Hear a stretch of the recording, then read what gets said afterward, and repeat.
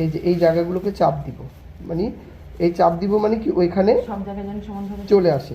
এই ধরনের যেগুলো জিগজাগ টাইপের আছে, জিগজাগ মোল্ড যেগুলো আছে, এগুলোতে খেয়াল রাখতে হবে যেন আমার সাইডে সাইডে ও চলে যায়। প্রয়োজনে আমরা এক্সেসরিজেরই নিব কাঠির, কারণ এই কোণাগুলোতে বাবুল হইতে পারে এবং এই বাবুলের দানাটা থাকলে এই জায়গাগুলো কি হবে, ধারালো হতে পারে। এই জন্য আমরা এই যে যে জায়গাগুলো আছে যেখানে ওর যেতে অসুবিধা হতে পারে রেজিনের, সেখানে আমরা চেষ্টা করব ও যেন যায়, ওর যাওয়ার পথটা সুগম করে দিতে। আর এই এই এক্সারসাইজটা অনেক কম লাগে, এটা অনেক মজার।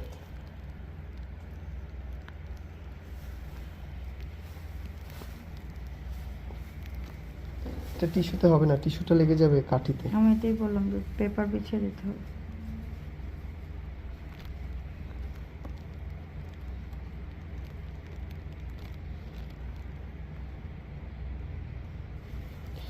ওকে, এবার আমার এখানে অনেক রয়ে গেছে, এটা কি ওইটা ঢেলে দিব?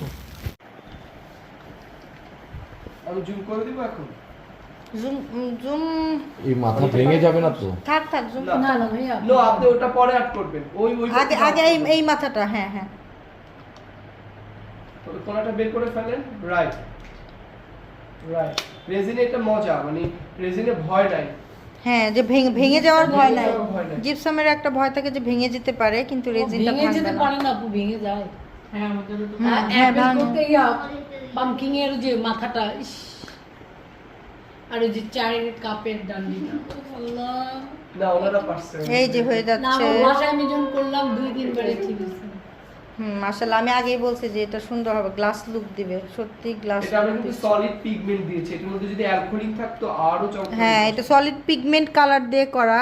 ওয়াও, আচ্ছা, আমি দেখাবো। সাইডগুলো কম ধরবো।